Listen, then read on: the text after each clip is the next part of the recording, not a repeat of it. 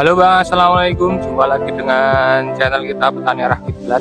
Di sini kita mau sepil beberapa kendala di tanaman kita. Ini kebetulan kita tanam rawit. Ini tipenya RM rawit merah. Toleran virus, varietasnya adalah Jolontoro.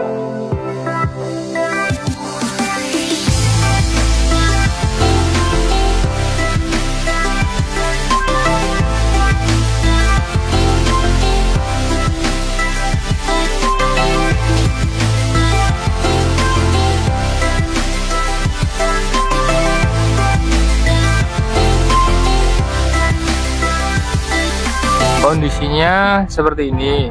Terus ini kemarin kita cerita dari awal. Jadi ini kemarin lahan itu hampir 1 tahun nganggur, jadi full semak-semak dan rumput.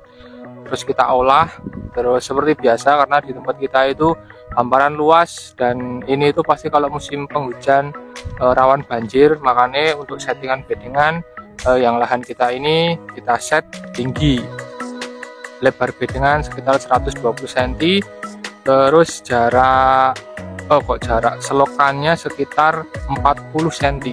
Selokan kita buat sempit karena alasannya adalah besok di usia generatif ini prediksi kita lahan ini akan memasuki musim penghujan. Jadi kenapa selokan kita buat sesempit mungkin, karena biar debit air itu keluarnya lancar. Loh, kok nggak malah terbalik Mas? Harusnya kan selokannya lebar biar drainasenya lancar. Nah kalau di tempat kita karena karakter tanahnya adalah lincat, itu sengaja ini kita buat selokan kecil, karena yang kemarin ini kita buat selokan besar itu ternyata debit airnya itu malah lebih menggenang dan menyerap di bedengan.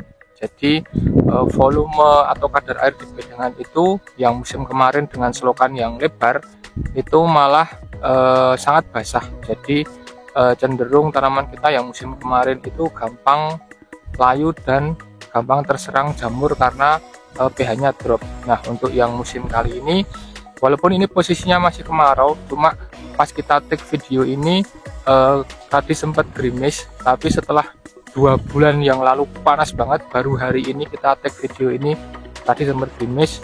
Terus balik lagi ke masalah selokan tadi, kita sebenarnya untuk musim ini termasuk uji coba dengan settingan bedengan yang lebar 120, terus selokan lebar di 40 cm, tinggi bedengan kita buat setinggi mungkin.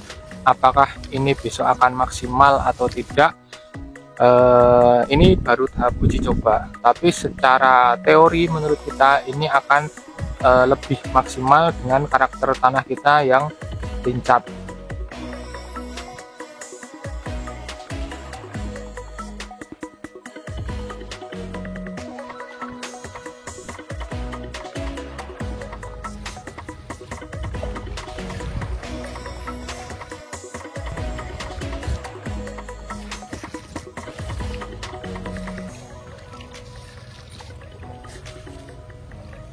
Terus perlakuan sejak kecil, walaupun kita kemarin sempat kewalahan di pengairan, ini sejak kecil kita adaptasikan dengan lingkungan lembab. Jadi kalau teman-teman simak, selokan kita itu pasti ada genangan airnya. Itu juga salah satu alasan kenapa di set lembab sejak kecil, karena balik lagi menurut kita adaptasi pohon sejak kecil terus nanti dia di usia generatif atau sudah besar itu besok nemuin musim penghujan, itu menurut kita dia akan terbiasa di lingkungan lembab. Jadi maksud kita di sini adalah biar besok semisal sudah besar pohon tidak gampang kena layu.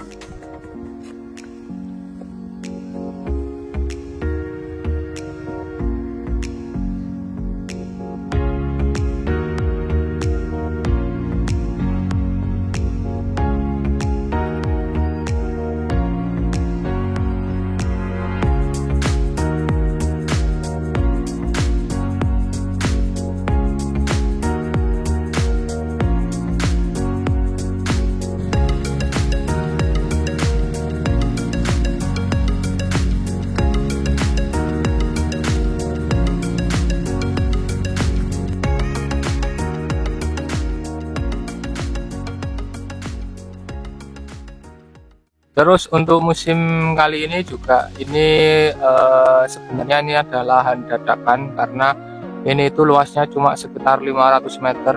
Ini total bedengan sekitar 16 bedeng.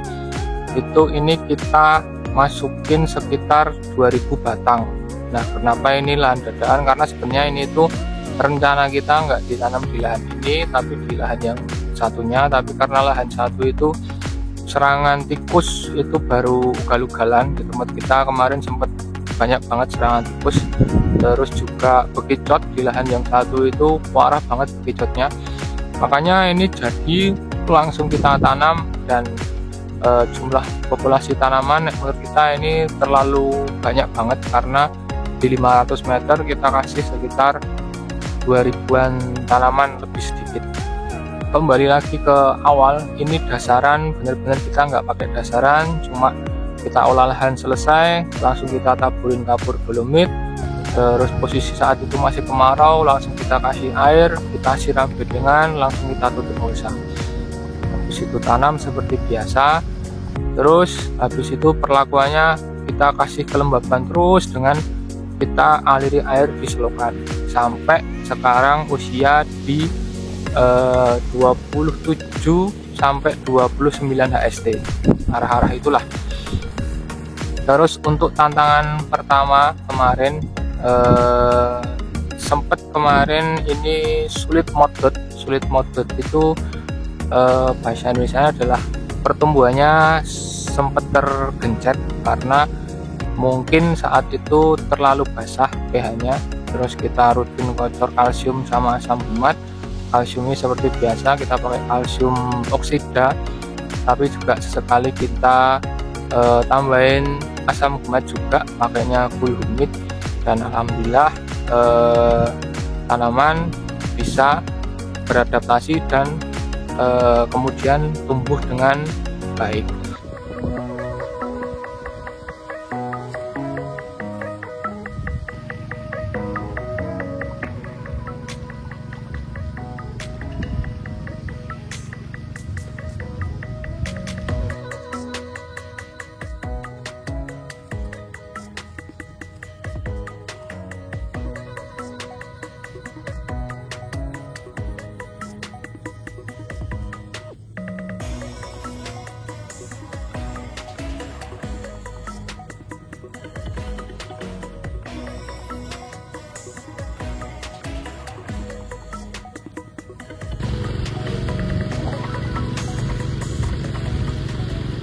Untuk perlakuan spray, kita di sini cuma spray itu seminggu sekali karena mungkin saya sendiri adalah salah satu petani yang jaraknya jauh dengan rumah, karena lahan ini dengan rumah itu jaraknya sekitar 40 km dan saya juga masih kerja di luar, jadi ini termasuk sampingan. Kalau semisal pagi atau sore ada waktu, kita baru perlakuan spray. Ini spray seminggu sekali, fungi insek pasti tak mix, dan nutrisi sementara ini masih masuk lewat bocor. Umur segini di 29an HST ini kocoran 3 kali ini. Yang pertama kita kocor fosfat, pakainya biofosfat dari produk Java 1 kilo. Kita mix dengan kalsium, pakainya Yaraliva atau Nitrabor 1 kilo juga. Terus kita kasih full humid atau asam gumat itu 100 gram. Itu pertama kali kocor seperti itu. Terus 2 kali kocor masih seperti yang semula, cuma kita tambahin asam amino. Nah, tapi asam amino di sini kita pakai asam amino buatan sendiri yang terbuat dari bekicot. Itu karena kemarin kita kewalahan banyak sekali bekicot, terus kita kumpulkan, terus akhirnya daripada terbuang sia-sia kita bikin asam amino. Untuk pembuatan asam amino bekicot sendiri, bagi teman-teman yang mau nyoba itu bisa lihat di video TikTok kita Petani Rakyat. Itu udah beberapa kali kita spill cara buatnya, dan alhamdulillah itu sangat berpengaruh signifikan di pertumbuhan cabai kita. Kocoran 2-3 kali kita pakai itu juga. Jadi kita mix tadi biofosfat, kalsium nitrabor, terus asam fumat pakai full humid 100 gram, sama asam amino pakai fermentasi dari bekicot itu sekitar 1 sampai 1,5 liter. Jadi ini baru bocor 3 kali. Untuk fungisida ini kita baru masuk dipiconazole, propiconazole seperti biasa, kita pakai peredakan jamur lang. Mancozeb baru sekali. Ini insek yang sudah masuk 3 merek dagang, kita pakai Agrimax, Abamectin, terus yang kedua pakai Alika, terus ini tadi kita juga sempat spray pakai Simodis. Kenapa kita pakai merek dagang yang teman-teman biasanya menyebutnya botol biru? Itu karena kita sendiri di sini masih kewalahan mengenai hama trips dan tungau. Bisa disaksikan di video ini beberapa pupus gosong kecoklatan, dan ini sudah masuk 2 merek dagang, terus baru Simodis ini tadi kita aplikasikan. Semoga nanti ini bisa tuntas, karena untuk musim yang kemarin kita juga di bulan kayak gini juga sama serangan trips tungau, udah beberapa merek dagang kita coba. Bahkan di 2024 kemarin kita sempat pakai hampir 12 merek dagang, itu belum mengatasi. Makanya yang musim ini kita coba pakai merek dagang lain, dan sambil kita pacu nutrisi lewat kocoran bawah. Untuk pengamatan kita sejauh ini, karakteristik varietas ini hampir sama pada umumnya. Karakter RM itu ruasnya panjang, dan tunas air itu tumbuhnya nggak seperti yang tipe tegak, agak terlambat. Tapi setelah tumbuh juga tunas air tumbuh dengan baik, cuma jumlahnya nggak sebanyak kalau tunas air tipe tegak. Untuk karakter batang hampir sama, 11-12, batang tidak terlalu besar tapi juga tidak terlalu kecil. Terus untuk usia segini menurut kita batang bawah sudah berkambium, sudah berkayu, itu menurut kita juga sudah bagus.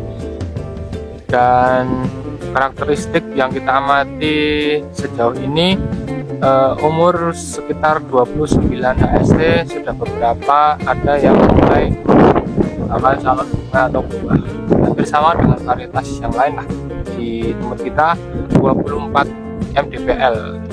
Ini juga kita ngejar waktu ala kadarnya, ini kita enggak tali satu-satu per pohon dengan ajil, walaupun sebenarnya musim di sini musim kemarau anginnya kencang banget. Jadi ini cuma kita suluri tali pakai tali bel, dan itu juga baru pertama kali ini kita nggak nali satu-satu. Tapi semoga ini besok aman, karena tadi sempat saya lihat juga untuk cakaran akar tunggangnya itu alhamdulillah sudah kencang di tanah, jadi kemungkinan untuk roboh ataupun untuk terjabut akibat kena hempasan angin itu kemungkinan tidak ada. Untuk jumlah tanaman atau presentasi jumlah tanaman yang hidup setelah pindah tanam ini menurut kita bagus, mungkin hanya sekitar 1-2% dari total populasi yang perlu disulam. Itu aja, sulamnya tidak mati karena layu, tapi mati karena terserang hama, yaitu hama sikut. Jadi kembali ke awal lagi, sebelum pindah tanam kita terapkan stres air. Stres air itu biasanya kita lakukan 1-4 hari. Itu caranya adalah biasanya kita menjemur bibit yang mau ditanam, itu kita jemur di atas bedengan yang kita mau tanam. Itu seharian kita jemur, baru nanti sore hari atau petang hari itu baru kita siram basah. Nah itu kita lakukan 1-4 hari berturut-turut kemarin, dan alhamdulillah dengan perlakuan stres air seperti yang sudah kita terapkan beberapa kali, itu setelah pindah tanam pohon akan lebih mudah beradaptasi, dan tentunya tidak ada pohon yang ataupun yang mati karena terkena pantulan panas mulsa dari matahari, padahal ini kondisinya musim kemarau.